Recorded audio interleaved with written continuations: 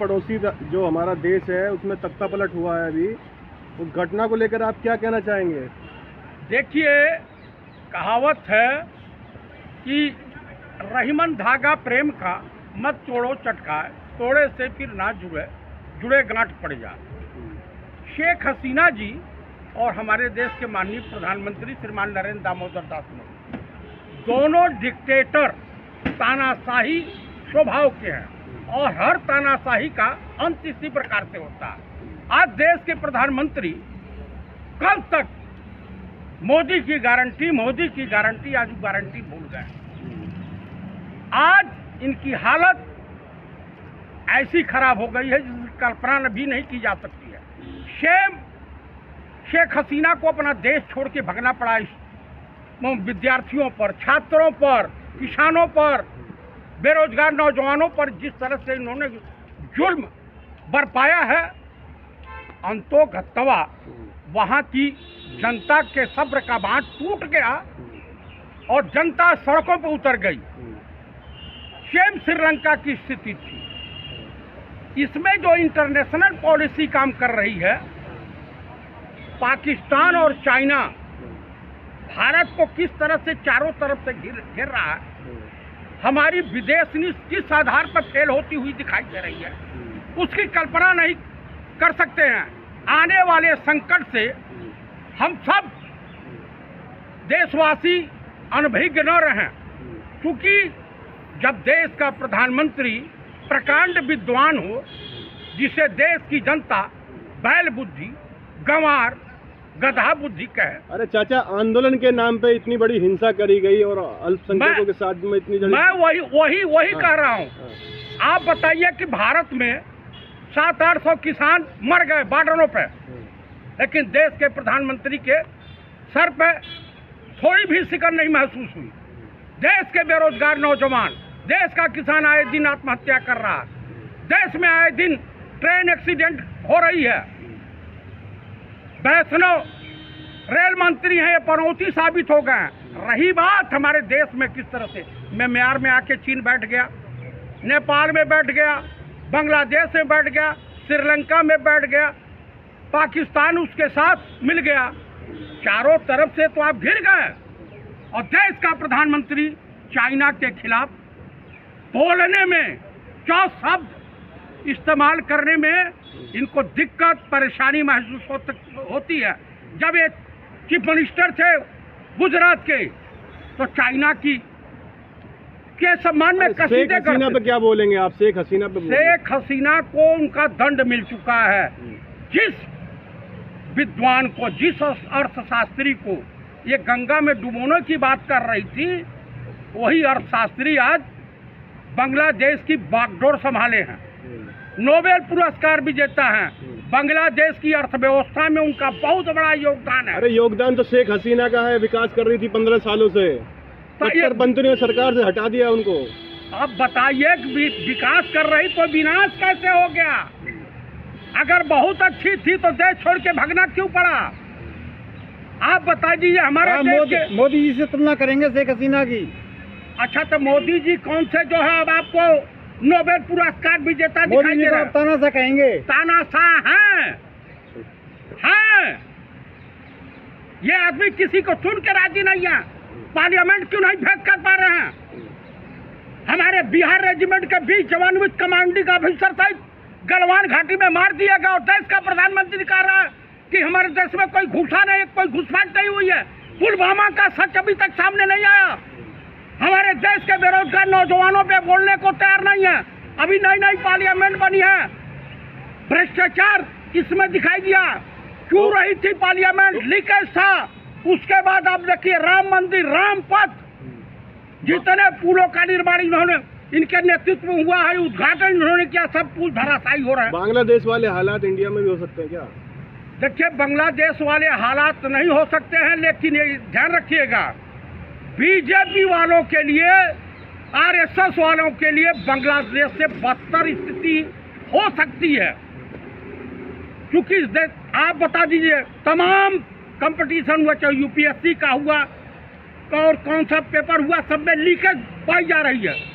तमाम IAS अफसर पकड़े जा रहे हैं जो फर्जी सर्टिफिकेट लेके भर्ती हुए हैं। बांग्लादेश में भी लीक हुआ था ये सब पेपर का, वहाँ भी लीक चला था। हुआ है सेब। तो ये बताइए, दोनों जगह दोनों मित्र मिल करके हाँ, दोनों राष्ट्र का सत्यानाश करने पे उतारू थे। हाँ। किसी देश का भविष्य बनता है वहाँ के किसानों से, तो इसलिए आप वहाँ दोनों को के तानाशाह कह रहे व्यापारियों से, हैं। वहाँ के नौजवानों से, वहाँ के छात्रों से। देश का विकास इनसे है। अकेले विकास करेगा RSS और BJP कहने चली जाती बांग्लादेश में इस स्थिति को सुधारने के लिए। हिंदुओं पर अत्याचार हो रहा है वहाँ पे, क्या कहेंगे आप? एकदम झूठा है। आपने वहाँ के प्रधानमंत्री का साफ शब्दों में आपने वक्तव्य सुना होगा। उन्होंने कहा है कि अगर अल्पसंख्यकों पर, बौद्धिस्टों पर, जैनियों पर अगर किसी तरीके का जुर्म बरपाया गया, अगर तत्काल यहाँ हिंसा नहीं रोकी गई तो मैं अपने पद से इस्तीफा दे करके मैं भी देश छोड़ के चला जाऊंगा। ये वहाँ के प्रधानमंत्री का पहला, हमारा प्रधानमंत्री तो बोलबे नहीं करता है। अरे मेन स्ट्रीम मीडिया, तमाम मेन स्ट्रीम मीडिया दिखा रही है कि मंदिरों को तोड़ा जा रहा है, हिंदुओं को मारा जा रहा है, घरों से बाहर निकाला जा रहा है। तमाम हिंदू जो है इंडिया के बॉर्डर पर खड़े हैं। हाँ। भाई अभी हम भी पढ़े हैं, हम भी ट्विटर और तमाम सोशल मीडिया देख रहे हैं। उसमें आया कि वहाँ के एक सांसद का जो मुस्लिम समझा उनका ही घर फूंक दिया। देखिए आताताइयों, आप बताइए, देश का प्रधानमंत्री बिहार में क्या बोलते, गुजरात में तमाम बलात्कारी छोड़े गए चुनाव के समय मालाओं से। BJP के लोग कठुआ रेप कांड के आरोपियों के पक्ष में धरना दे रहे थे, रैलियां निकाल रहे थे। कम से कम विदेशों में तो ऐसा नहीं होता। हमारे देश की बेटी विनय फोगाट किस साजिश के तहत जो उनको आयोग घोषित किया गया, हमारे देश की सरकार, देश का जो खेल कूद मंत्री है, बेशर्मी भरा बयान अपने फूफा के घर, अपने मामा के घर से पैसा दिए थे, देश के टैक्सेरों का पैसा था। बेशर्मी भरा बयान ये सब दे रहे हैं, अनाप शनाप बयान। कंगना राणावत कुछ और बोल रही है, पगलाए, खुद ड्रगिस्ट है। उसके बाद अनुराग ठाकुरवा का देखिए, नाऊ ठाकुर है। क्या कह रहे हैं आप? नाऊ ठाकुर हैं? हाँ, ये बाल काटने वाले हैं। क्या बात कर रहे हो? असली ठाकुर है, अरे राजपूत है। बिल्कुल नहीं है। तब रूपाला जब बोला था तो इनके पिछवाड़े से पसीना निकल रहा था, तब कहने बोले। तो बांग्लादेश वाली स्थिति भारत में नहीं हो सकती है? भारत में देखिए, भारत में उस तरह की स्थिति नहीं हो सकती है कि भारत बहुत बड़ा देश है। उसके बाद यहाँ के किसान 80% किसान, 80% लोग कृषि पर निर्भर हैं और यहाँ के लोग स्वाभिमानी हैं, देश के साथ कदम से कदम मिला करके चलना पसंद करते हैं। कुल मिला करके मैं यही कहूँगा, राहुल गांधी भी चल रहे हैं कदम से कदम मिलाकर मोदी जी के। मोदी के विचारों से नहीं, पंडित राहुल गांधी जैसा नेता इस देश में बिरला पैदा होता है। वो संत स्वभाव के हैं, विद्वान आदमी हैं, वो 9वीं फेल नहीं हैं, जिनके करोड़ों रुपया खर्चा के, कई हजार करोड़ खर्चा करके ये तमाम तरह शब्द गढ़ करके बीजेपी वाले अपमानित करने का काम किए थे। अच्छा, स्वागत करेंगे हिंदुओं का? वहाँ के जो हिंदू पलायन करने के लिए तैयार है उनका स्वागत करेंगे आप? कांग्रेस पार्टी स्वागत करेगी उनका? अरे हिंदुओं के मसीहा नरेंद्र मोदी है, मोहन भागवत है, योगी आदित्यनाथ है, राजनाथ सिंह है, अनुराग ठाकुर है, कंगना राणावत है। राहुल गांधी नहीं है? नहीं, ये लोग ठेकेदार बने हैं। वहाँ पे हिंदू सुरक्षित है, कोई दिक्कत नहीं। ये बीजेपी का प्रोपेगेंडा है, फेक जो है ये चला रहे हैं ये लोग सोशल मीडिया पे कि हिंदू खतरे में है। अरे बताइए, इस देश का राष्ट्रपति हिंदू, इस देश का प्रधानमंत्री हिंदू, इस देश का रक्षा मंत्री हिंदू, जब सब यही है तो हिंदू कैसे खतरे में आ जाएगा भाई? अरे तो देश में तो सुरक्षित है, लेकिन पड़ोसी देशों में तो जो अल्पसंख्यक है उनको तो दबाया जा रहा है। पाकिस्तान में देख लीजिए, बांग्लादेश में देख लीजिए। अरे अंधभक्तों के पापा जब यूक्रेन का युद्ध रुकवा सकते हैं, अंधभक्तों के पापा तो बांग्लादेश की स्थिति को बरकरार क्यों नहीं रख सकते हैं? बता दें, अंधभक्तों के पापा नरेंद्र मोदी उर्फ राजा बाबू बतावे, राजनाथ सिंह बतावे, जो अपने आप को क्षत्रिय सम्राट कहते हैं, बतावे अनुराग ठाकुर, बतावे क्रिकेट प्लेयर जो अपने बाप के नाम पर रणजी ट्रॉफी खेला और 0 पे आउट हो गया। तो चतुर्वेदी जी बचाएंगे हिंदुओं को, बांग्लादेश के जो हिंदुओं को बचाएंगे क्या? देखिए, हिंदुज़म कहीं खतरे में नहीं है, प्रेम व्यवहार से रहिए।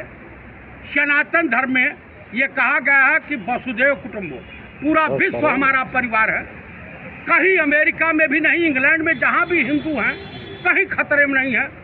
सिर्फ हिंदुस्तान में आरएसएस वालों के नज़र में और नरेंद्र मोदी के नज़र में और भाजपाई अंधभक्तों के नज़र में हिंदुज़म खतरे में है।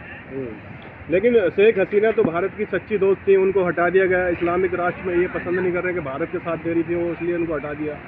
देखिए, ये इंटरनेशनल पॉलिसी जो होती है, विदेश नीति, ये जयशंकर कई कंट्रियों के एम्बेसडर रह चुके हैं, उनको समझ में नहीं आया कि बांग्लादेश में हुआ क्या, हो क्या रहा है।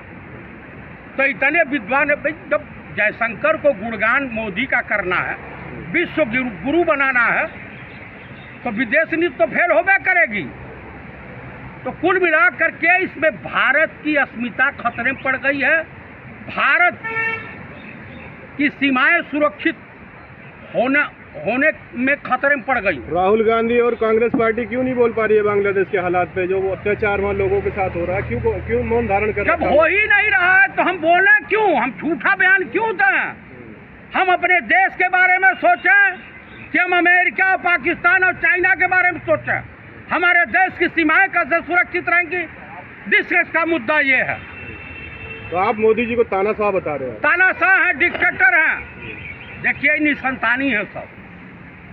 निसंतानी का चेहरा सुबह सुबह देख लीजिए तो भोजन नसीब ना हो, और ये देश के लिए कलंक है, पनौती साबित होगा। मोदी जी कहाँ से कलंक लगते हैं आपको, कहाँ से तानाशाह लगते हैं, बताइए आप। अच्छा ही बताइए, किसानों की, ये तो उद्योगपतियों के मित्र हैं।